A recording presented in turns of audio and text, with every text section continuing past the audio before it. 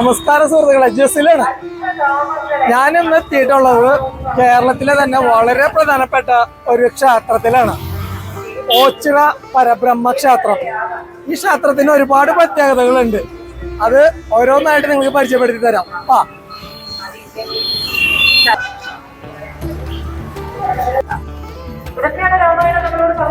എനിക്ക് ഇവിടുത്തെ ഏറ്റവും പ്രത്യേകതയായിട്ട് തോന്നിയ സംഭവം എന്ന് വെച്ചിട്ടുണ്ടെങ്കിൽ, ഈ ഒരു മാസം എന്നല്ല, വർഷം മൊത്തം, അതായത് ഒരു വർഷം മൊത്തമായിട്ട് 3 നേരം അന്നദാനം കൊടുക്കുന്ന ഒരു അമ്പലമാണിത്. അത് ഒരാളുടെ കയ്യിൽ നിന്നും പൈസ വാങ്ങിയിട്ടൊന്നല്ല, നേർച്ച നേരുന്നവരുണ്ട്. പക്ഷെ ഒരു വർഷത്തിൽ 3 നേരം വെച്ചിട്ട് 10,000-കണക്കിന് ആൾക്കാർക്ക് അന്നദാനം കൊടുക്കുന്ന ഒരു ക്ഷേത്രം എന്ന് പറഞ്ഞിട്ടുണ്ടെങ്കിൽ അത് ചെറിയ കാര്യമല്ല. നമുക്കറിയാം, ഒരാൾക്ക് ഭക്ഷണം കഴിക്കണമെന്നുണ്ടെങ്കിൽ എത്ര ചെലവ് വരുന്നുള്ളത്. അപ്പോൾ അത്രയും ജനങ്ങൾ വരുന്ന ഒരു ക്ഷേത്രമാണ് ഓച്ചിറ പരബ്രഹ്മ ക്ഷേത്രം. ഈ അമ്പലത്തിന് ഏറ്റവും വലിയ പ്രത്യേകത എന്ന് പറഞ്ഞിട്ടുണ്ടെങ്കിൽ, ഇവിടെ പ്രത്യേകിച്ച് വിഗ്രഹങ്ങളോ അങ്ങനെയൊന്നും ഇല്ല. ആൽമരങ്ങളാണ് ഇവിടുത്തെ പ്രതിഷ്ഠകൾ. പിന്നെ മൂർത്തികൾ എന്ന് പറയുമ്പോൾ 3 മൂർത്തികളാണ് ഇവിടെ വരുന്നത്. ഗണപതി, ഇത് ഗണപതിയുടെ അമ്പലമാണ്.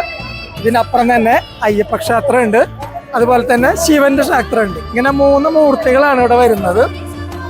ശബരിമലയ്ക്കെല്ലാം പോകുന്നവരെല്ലാം ഇവിടെ കയറി പ്രാർത്ഥിച്ചിട്ടാണ് പോവാറ് എന്ന് ഇവിടെയുള്ളവർ പറയുന്നു. എനിക്ക് കാര്യമായിട്ട് അത്ര അറിയില്ല. എന്നിരുന്നാൽ പോലും ശബരിമലയ്ക്കെല്ലാം പോകുന്നവരെല്ലാം ഇവിടെ കയറി അയ്യപ്പ ക്ഷേത്രത്തിലെല്ലാം പ്രാർത്ഥിച്ചിട്ടാണ് പോവാറ്. അതുപോലെ സുഹൃത്തുക്കളെ, ഇവിടുത്തെ ഒരു ഏറ്റവും വലിയൊരു പ്രത്യേകത എന്ന് പറഞ്ഞിട്ടുണ്ടെങ്കിൽ, ഈ ഒരു റോഡ് കണ്ടോ, ഇത് അമ്പലത്തിലേക്കുള്ള റോഡാണ്. ഈ റോഡിന്റെ ഇവിടെ ആലപ്പുഴയാണ്, ഈ റോഡിന്റെ ഇപ്പുറം കൊല്ലാണ്.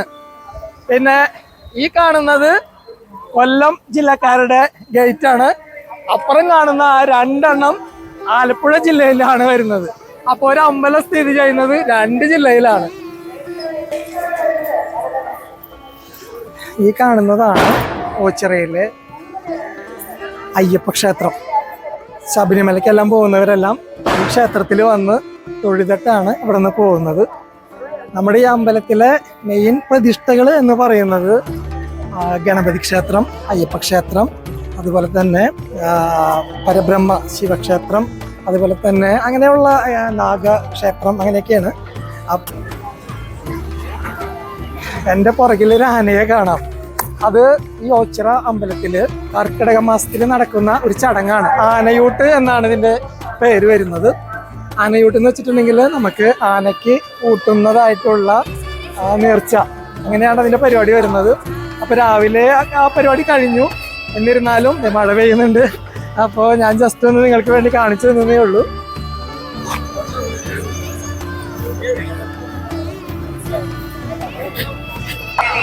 സുഹൃത്തുക്കളെ, എൻ്റെ പുറകിൽ കാണാം. ഇവിടുത്തെ ഒരു പ്രത്യേകത എന്താണെന്ന് വെച്ചിട്ടുണ്ടെങ്കിൽ, നമ്മൾക്ക് കൈ, കാല്, ശരീരമൊക്കെ എന്തെങ്കിലും വേദനകൾ, ബുദ്ധിമുട്ടുകളൊക്കെ ഉണ്ടെങ്കിൽ നമ്മൾ ഇവിടെ നേർന്നിട്ട് അവിടെ ഒരു കാളയുടെ ഒരു രൂപമുണ്ട്. അത് ശിവന്റെ വാഹനമായിട്ടുള്ള കാളയാണ്. അപ്പം അതിൻ്റെ ചവിട്ടിൽ നമ്മളുടെ ആ ഒരു ബുദ്ധിമുട്ട് എന്താണെന്ന് വെച്ചിട്ടുണ്ടെങ്കിൽ പറയാം. ആ കാല് വേദന എന്തെങ്കിലുമൊക്കെ മാറിയിട്ടുണ്ടെങ്കിൽ നമ്മൾക്ക് അവിടെ നേർച്ചിട്ടുണ്ട്, അതിൽ നേർച്ചയിടാം. പിന്നെ അന്നദാനം അങ്ങനെയുള്ള കാര്യങ്ങൾക്കൊക്കെ വേണ്ടിയിട്ട് നമ്മൾക്ക് അരിയോ അല്ലെങ്കിൽ അന്നദാനത്തിനുള്ള പൈസയോ അങ്ങനെയൊക്കെ നേർച്ച നേരാം. ഭയങ്കര വിശ്വാസമുള്ളൊരു ഭാഗമാണത്. ഇവിടെ എന്ന് വെച്ചിട്ടുണ്ടെങ്കിൽ ഒരുപാട് പേരുടെ കാലുവേദനയും തലവേദനയും അങ്ങനെ പല രീതിയിലുള്ള അസുഖങ്ങളൊക്കെ മാറിയിട്ടുണ്ടെന്നാണ് പറയപ്പെടുന്നത്. അപ്പോൾ നിങ്ങൾക്ക് വീഡിയോയിൽ കാണാം.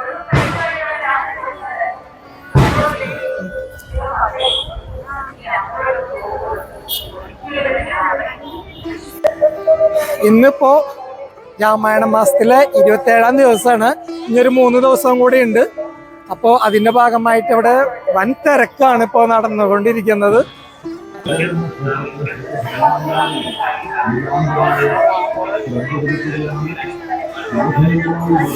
നിങ്ങൾ ഈ കാണുന്ന കാളകളുണ്ടല്ലോ, അതാണ് ഇവിടുത്തെ ഏറ്റവും വലിയ പ്രത്യേകത. ശിവന്റെ വാഹനമായിട്ടുള്ള കാളയാണ് ഇവിടുത്തെ ഒരു വലിയ പ്രത്യേകത. അതുപോലെ തന്നെ ഓണം കഴിഞ്ഞിട്ട് 28 ഓണം എന്ന് പറയാം. 28 ഓണത്തിൻ്റെ അന്നാണ് ഒരു വലിയൊരു ഫംഗ്ഷൻ നടക്കും. 12 കരകളിൽ നിന്നായിട്ട് 28ഓളം വലിയ ഉയരത്തിലുള്ള കാളകൾ വെച്ച് ഇങ്ങനെ ഉണ്ടാക്കിയിട്ടുള്ള കാളകളെ തള്ളി ഇങ്ങനെ കൊണ്ടുവരും. അതിനൊരു കൂടെ വലിയൊരു ഫംഗ്ഷനാണ് നടക്കുന്നത്. അത് ഇവിടുത്തെ എന്താ പറയാ, ഓച്ചിറക്കാരുടെ ഏറ്റവും വലിയൊരു ഉത്സവമാണ് ഇവിടുത്തെ.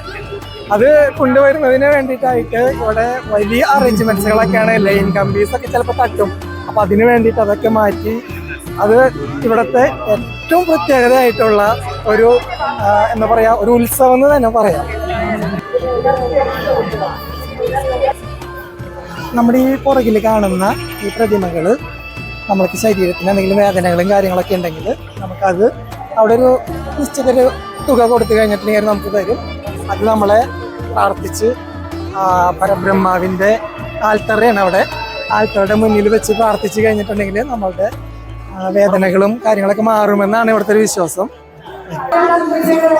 ഇതാണ് ഇവിടുത്തെ ഏറ്റവും പ്രധാനപ്പെട്ട പരബ്രഹ്മാവിൻ്റെ ആൽത്തറയായിട്ട് വരുന്നത്. ഇവിടെയാണ് ഈ കാണുന്ന ജനങ്ങളെല്ലാം ഇവിടെ വന്ന് പ്രാർത്ഥിക്കാൻ വേണ്ടിയിട്ടാണ് ഈ കാണുന്നത്. ഇന്നത്തെ ദിവസത്തിന്റെ പ്രത്യേകത വളരെ പ്രധാനപ്പെട്ടതാണ്. കർക്കിടക മാസത്തിലെ 27-ാം ദിവസം ആനയൂട്ട്, അതുപോലെ തന്നെ ഒരുപാട് ഭക്തജനങ്ങൾ വരുന്ന ഒരു മാസമാണ് കർക്കിടക മാസം, അതായത് രാമായണ മാസം.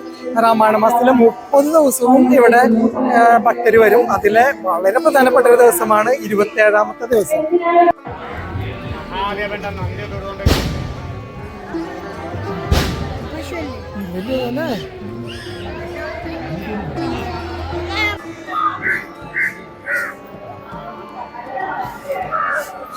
നിങ്ങളിപ്പോ കാണുന്ന ഭാഗമാണ് ഉണ്ടിക്കാവ് എന്ന് പറയുന്ന ഭാഗം. ഇതിനൊരു ചരിത്രമുണ്ട്. ഭഗവാൻ കാളയുടെ രൂപത്തിൽ വന്നിട്ട് ഇവിടെയാണ് പ്രത്യക്ഷപ്പെട്ടതെന്ന് പറയുന്നത്. അപ്പൊ ഭഗവാൻ ഇവിടെ ഉണ്ട് എന്ന് പറയുന്നതിന് അടിസ്ഥാനമായിട്ടാണ് ഉണ്ടിക്കാവ് എന്ന് ഇവിടെ പേര് വന്നിട്ടുള്ളത്. അപ്പോൾ ഇവിടെ വരുന്നവരെല്ലാം ഈ കാണുന്ന എല്ലാ ആൽത്തറകളിലും സന്ദർശിച്ച് അവിടെ എല്ലാം പ്രാർത്ഥിച്ചിട്ടാണ് ഇവിടെ നിന്ന് മടങ്ങുന്നത്.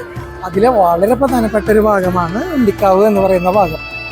ഇവിടെ ഈ ഇരിക്കുന്നതെല്ലാം ഭക്തരാണ്.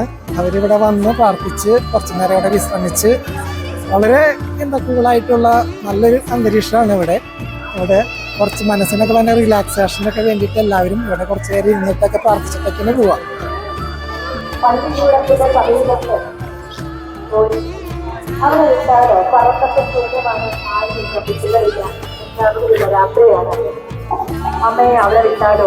ആ കാണുന്ന ആ അറ്റമുണ്ടല്ലോ, ഞാൻ വന്നപ്പോ ആ അറ്റം അവിടെ ആയിരുന്നു.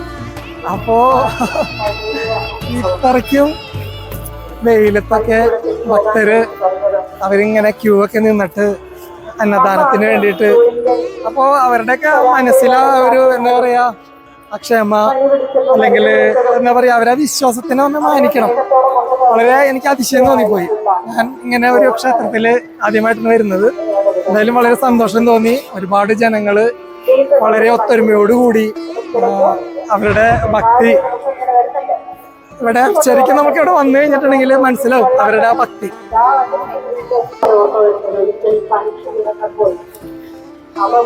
എനിക്ക് സത്യം പറഞ്ഞിട്ട് ഞാൻ ഒരുപാട് ക്ഷേത്രങ്ങൾ ഞാൻ കണ്ടിട്ടുണ്ട്. എനിക്ക് ഏറ്റവും ഒരു പ്രത്യേകതയായിട്ട് തോന്നിയതും അതുപോലെ തന്നെ മറ്റുള്ള ക്ഷേത്രങ്ങളിൽ നിന്നും വ്യത്യസ്തമായിട്ട് തോന്നിയത് ഇവിടെ പ്രത്യേകിച്ച് എന്താ പറയാ വിഗ്രഹ ആരാധന ഇല്ല. ഇവിടുത്തെ ആരാധന എന്ന് പറയുന്നത് മനസ്സിൽ ആണ്. നമ്മളുടെ ആ ഒരു മൂർത്തി എന്ന് പറഞ്ഞാൽ നമ്മുടെ മനസ്സിലാണ്. കുറച്ച് ആൽത്തറകളാണ് ഇവിടുത്തെ മെയിൻ പ്രത്യേകതകൾ. എല്ലാവരും അവിടെ വന്നിട്ട് ദൈവം എന്ന് പറയുന്ന ഒരു കൺസെപ്റ്റ് അവിടെ ഉണ്ട് എന്ന് മനസ്സിൽ ധ്യാനിച്ചിട്ടുള്ള പ്രാർത്ഥനയാണ് ഇവിടെ.